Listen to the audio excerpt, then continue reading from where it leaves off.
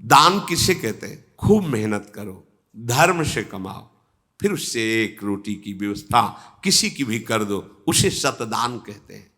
लाखों बेईमानी से कमाए अधर्म आचरण से दूसरों को चूस चूस के ऐसा दुख दे कर फिर सोचा कि लाख में 10,000 दे देते हैं, व्हाइट हो जाएगा। व्हाइट नहीं हो जाएगा, ये और तुम्हारे ऊपर आक्रमण कराएगा, क्योंकि जिनको दे रहे हो उनकी भी बुद्धि तो भ्रष्ट होगी, तो तुम्हारा धर्म बनाना, हाँ व्हाइट नहीं होगा, फाइट होगी। अब मार पिटाई शुरू करवाएगा, वो ऐसे आचरण करवाएगा, जहां जाएगा वहां खोपड़ी फोड़ेगा, उसका परिणाम जब आपके आएगा तो आपकी खोपड़ी फूटेगी। व्हाइट तो तब हो सकता है जब व्हाइट चलो। व्हाइट का तात्पर्य होता प्रकाश, श्वेत, ये लक्षण सतोगुण का। सात्विक भाव से चलो, मेहनत की कमाई से, पसीना चुहा के खूब मेहनत किया और फिर किसी को दिया, तुम्हारा परिवार उन्नतिशील रहेगा, तुम्हें लोक परलोक में सुख प्राप्त होगा। अन्याय से कमाए हुए धन का दान पतित कर देता है, पतित कर देता है। अब इसमें एक उपाय है, मुझे पता नहीं था, प्रमादवश मेरे से गलती हो गई, कभी जीवन में गलती नहीं करूंगा, अब सुधार के लिए करो, हो जाएगा। मुझे पता नहीं था, मैंने कभी सुना ही नहीं था, बस यही था कि धन प्राप्त करूं, धन प्राप्त करूं, और गलती हो गई। अब मुझे पता चला कि मैंने गलत किया है, तो आप अब लो नशानी, अब ना नशे करो, गौ सेवा, संत सेवा, ठाकुर सेवा, गलती आगे से नहीं करूंगा। ये एक सूत्र बहुत बड़े, अवलो नशानी अबना नशे, ये सबको पावन कर देता है, सब कुछ पावन कर देता है। पर ये ऐसा नहीं कि हम 100 कमा रहे हैं बेईमानी से तो 10 देते रहेंगे तो 90 व्हाइट होते रहेंगे, ऐसा कदापि कहीं नहीं लिखा। ये शास्त्र है, तस्मात् शास्त्रम प्रमाणन्ते। कई बार लोग प्रश्न करते हैं इस विषय का, ध्यान से सुन लो। अन्याय से कमाया हुआ धन अगर उसे हम दान भी करते हैं तो वो पतित ही करेगा, गिराएगा ही, किसी काम का नहीं है। कि धर्म से कमाया हुआ दान अगर ऐसे को दोगे तो वो भी व्यर्थ हो जाएगा। कैसा?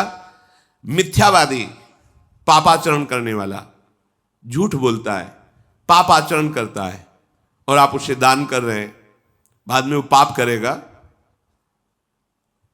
तो उसका फल आपको मिलेगा। उसके पाप के बढ़ावे में आप साझेदार हुए, आपका जो दान था उसके पाप में बढ़ावा देगा, आपको उसको साझेदारी का फल भोगना पड़ेगा। कृतज्ञ, जो दूसरे के किए हुए को उपकार को नहीं मानता, अभिमानी और मदिरा पान करने वाला, अब आपसे पैसा लिया, शराब पिया, गंदे आचरण किए, आप उसके हिस्सेदारी बने। ऐसा थोड़ी दान की कोई मांग रहा है दे दो, बहुत पात्र और अपात्रता का निर्णय करके दिया जाता है। ऐसे नहीं कि मांग रहा है तो देना ही पड़ेगा, नहीं, हमें अधिकार समझ में आवे कि हमारे द्वारा दिए हुए धन का सदुपयोग हो रहा है, वहां पात्र देख करके धन आदि का दान किया जाता है।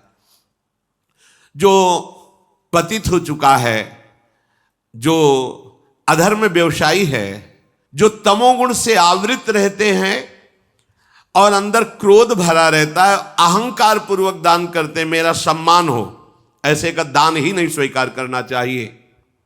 ऐसे का दिया हुआ दान व्यर्थ हो जाता है, उसे निश्चित अन्य योनियों में जाके कष्ट भोगना पड़ता है। तामसी अहंकारी दान करने वाला परिणाम में दुख ही भोगता है। मैंने दिया, ये मैंने बनवाया, ये मैंने किया, ये तमोगुण का लक्षण अहंकार है। श्रेष्ठ मंत्रवेत्ता, सतमार्ग में चलने वालों को दैन्य होकर छुपा कर दान देना, ये उत्तम लोगों की प्राप्ति कराने वाला है। देखना है, धर्म से चलता है, हम जो धन देंगे उसका धर्म में प्रयोग होगा। मंत्रवेत्ता है, निरंतर मंत्र का अनुष्ठान करता रहता, पावर है। अगर हमारा धन ऐसी जगह गया तो हमारे पापों का नाश करके उत्तम लोगों की प्राप्ति कराएगा।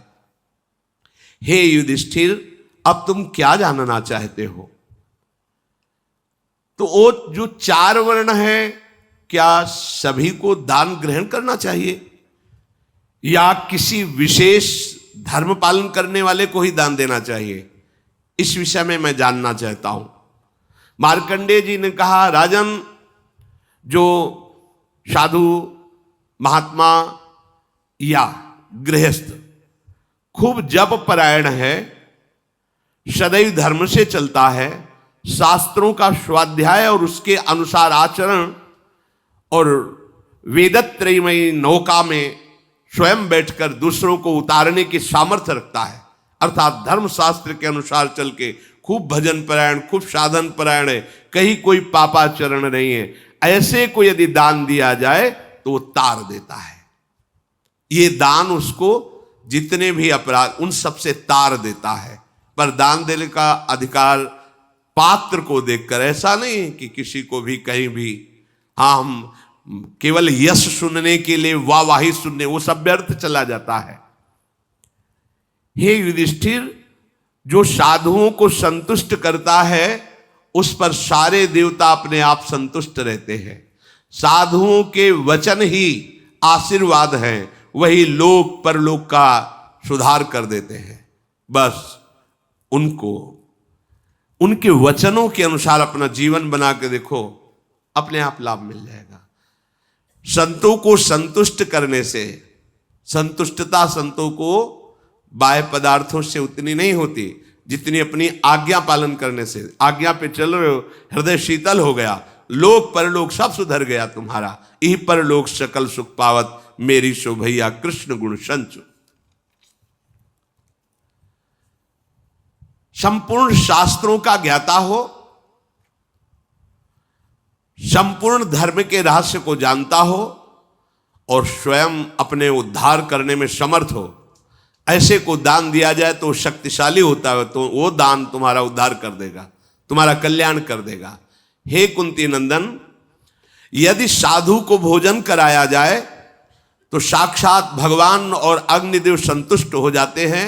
वे उतना यज्ञ या होम से संतुष्ट नहीं होते जितना साधु वैष्णव के मुख से भगवान संतुष्ट होते हैं। चंदन पुष्प चढ़ाने से उतना संतुष्ट नहीं होते जितना साधुओं की सेवा से संतुष्ट होते हैं। इसलिए तुम सभी उपायों से उन अतिथि साधुओं का सेवा करने का प्रयास करो। जो आए हुए संत वैष्णव अतिथि के चरण धोने के लिए जल अर्पित करता है, उनके पैर, उनके चरण धोता है, जहां वो वास करते हैं उजाले के लिए दीपक की व्यवस्था करता है, उनके उदर पोषण के लिए अन्न की व्यवस्था करता है या वास की व्यवस्था करता है, उसे कभी यमराज देख भी नहीं सकते। वो निश्चित भगवत कृपा को प्राप्त होता है। जो भगवान के श्री विग्रह की सेवा करता है, उनमें पुष्प अर्पित करता है, बाद में चढ़ाए हुए पुष्पों को उतारता है, साधु वैष्णवों को पवाता है, उनकी जूठन साफ करता है, चंदन माला पुष्प आदि से उनकी सेवा करता है, उनके चरण स्पर्श करता है, तो करोड़ों गौदान से भी अधिक महत्व रखता है ऐसा सेवादान। हे युधिष्ठिर, जो भक्तों की वास व्यवस्था वसुंधराम तु यो दद्याद्युजाय विदुरात्मने दातारम हनुगच्छन्ति सर्वे कामाभिवांछिताः। जो भक्त वैष्णव मंत्रवेत्ता नाम जप करने वाले धर्म पे चलने वाले हैं, उनको जो भूमि दान करता है, वास की व्यवस्था करता है, वो अपनी कामनाओं को पूर्ण करने में समर्थ हो जाता है। मनोवांछित भोग उसे स्वतः प्राप्त होते हैं। यदि कोई रास्ते से थका मांदा आ रहा है और बहुत भूखा है और वो तुमसे पूछता है कि मैं बहुत भूखा हूं, क्या मुझे भोजन मिल सकता है क्या, तो चाहे जो समय हो कि हमारी तो रसोई का समय खत्म हो गया, अब तो नहीं मिल पाएगा आपको भोजन, कदापि नहीं, चाहे जो समय हो, बुद्धिमान को चाहिए कि बहुत बड़ा सुकृत का अवसर मिला है, तत्काल उसको स्वादिष्ट अन्न पकाकर उसको पवाए, तो अन्नदाता को जो इच्छा करेगा उसे प्राप्त हो जाएगा। कोई भूखा ऐसे, वो साधु है कि नहीं, इससे मतलब नहीं, वो भूखा है, थकित है, पूछ रहा है मैं कई दिनों से भोजन नहीं, मुझे भोजन मिलेगा क्या, कहीं भोजन मिलेगा क्या, हाँ हाँ अब बैठिए, तत्काल आप रसोई चढ़ाइए, कुछ ना कुछ उसे बना करके पवाइए।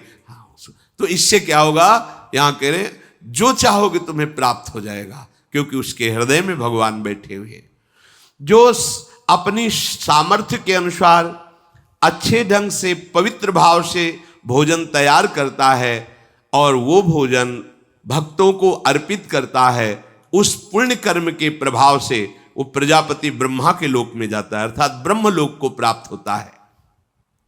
जो लोग प्यासे को जल पीने की व्यवस्था करता है, अब जैसे पहले था जगह जगह सरोवरों में भी जल पीने लायक रहता था, अब सरोवरें नहीं रह गए, फिर कुआं 30-35 में बड़ा सुंदर जल, वो भी व्यवस्था गई, हैंडपैप अब वो भी व्यवस्था गई, प्यास लगे तो बोतल खरीदो, नहीं और पानी की व्यवस्था नहीं तो चाहिए धर्मार्थ पानी की व्यवस्था, फ्री पानी की व्यवस्था, ये यहाँ रखा है शीतल जल है, यहाँ आप पान कर लीजिए। ऐसा जो शीतल जल की व्यवस्था प्यासों के लिए करता है, अब वो है नहीं, अवसर चला गया, बावली कुआं सरोवर ये तैयार करवाना, अब वो व्यवस्था नहीं, तो अब ऐसी व्यवस्था जो युग धर्म के अनुसार व्यवस्था बदलती जाती है।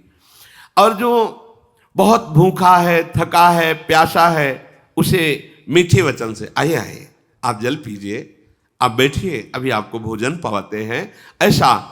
तो जो ऐसा करता है तो यमराज की ताकत नहीं कि वचन मात्र का उसे दंड दे सके, कठोर ताकत नहीं बोलने की यमराज की भी उनके सामने, फिर और की तो बात ही जाने दो।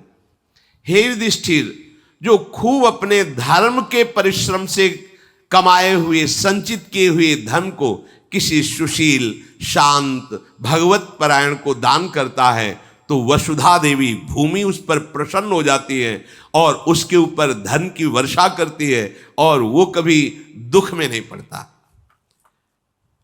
और अगर कहीं ना मांगने वाला सुशील व्रतधारी भजन परायण ऐसे को दिया जाए तो तीनों लोकों पर कहीं भी वो जा सकता है, उत्तम गति प्राप्त होगी।